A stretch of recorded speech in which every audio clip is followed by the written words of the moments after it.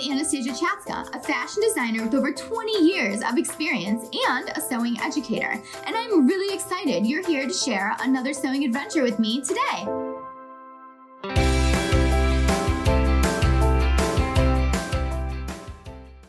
Welcome to Sewing Anastasia, and today we are going to talk about stay stitching. What is it, when do we use it, and why do we use it? If you're not already a subscriber to Sewing Anastasia, make sure you subscribe and hit that notification bell so you know when all the new videos come out. I put new videos out every single week about sewing, so cool. And if you're already a subscriber, thank you so much for subscribing and following along. So if you've ever worked with a commercial pattern like this, you've noticed that the first step is always to stay stitch. And why do we stay stitch? Well, we stay stitch because it prevents the fabric from stretching out on the curve while we're sewing with it. And while you stay stitch, it's just a regular stitch length. You don't need to back stitch, and you just need to make sure that it's within your seam allowance.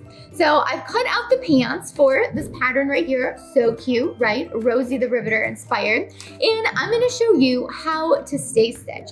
You're also gonna notice that there are arrows when you're stay stitching. It's telling you to stitch a certain direction. And why is it doing that? Well, imagine if you were stitching a neckline and you started at the shoulder and went all the way up to the other shoulder. It would be pushing all the fabric one direction. So this is why we start at the center and we work our way out. So that way the stress in the fibers is evenly distributed, and that way it's not pushing or pulling in any one direction. So I have the pants here cut out for my overalls, and it's telling me to stay stitch from the center all the way over to the side seam. So let's do it. So you'll notice here, direction 1 says to stay stitch the waistline seam on the pant front and the pant back. In picture 1, you'll notice it says stay stitching, and it has the picture of the stitching lines, and it also has the arrows with it. So you'll notice this one is starting at the side seam and working towards center back, starting at the side seam and working towards center front. So you always want to start at the end of the arrow that has no point on it and then work towards the arrow point. This is ensuring that the direction of your fabric is being pushed in the proper direction. So by adding that stay stitch, it's going to prevent the curve on our waistline for these pants from stretching out while we're sewing it later on. So let's go ahead and give this muslin I cut out for the pants a stay stitch. I'm going to show you exactly how to do it. So in creating your stay stitch, you want to make sure that you're within your seam allowance. So this pattern has 5/8 inch of seam allowance. So I'm going to be sewing my stay stitch 3/8 of an inch in from my edge. So I'm lining up the edge of my foot with the edge of my fabric when I create this, and I am not back stitching.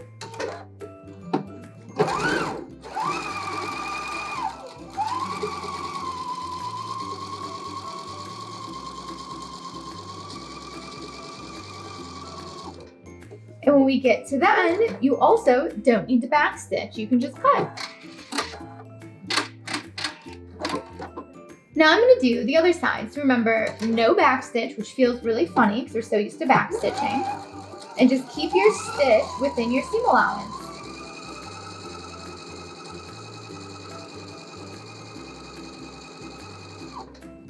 And cut.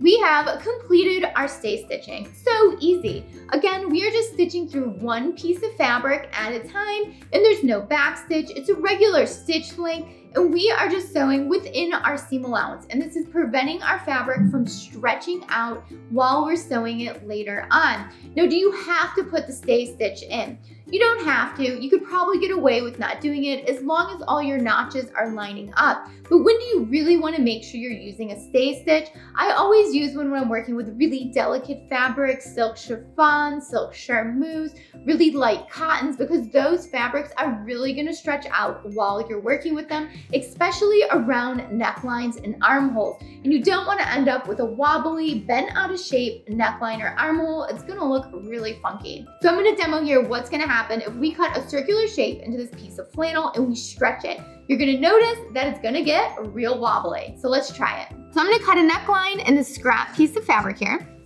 Okay. So we have our pretend neckline here. Now, watch when I stretch this out and it comes back. Notice how wobbly that looks? So if we put stay stitching there first or even after, it's going to help suck it up and help keep its shape. So you'll notice when I put this down on the table, how wobbly this is looking. So this is a great time to use a stay stitch. Thanks so much for watching Zoe and Anastasia today. I hope you had fun learning about the stay stitch, and now you can choose whether or not you want to do it on your next project when it says to stay stitch. If you have any questions or comments, leave them down below and I will get back with you as soon as I can. And make sure you follow Zoe and Anastasia so you can check out all my other sewing videos that I put out every single week. And if you already follow me, thank you so much for following along. And be sure to follow me on Instagram and Facebook and Twitter and TikTok and all those other fabulous social media websites so that way we can stay connected and creative together. Thanks so much for watching. Bye.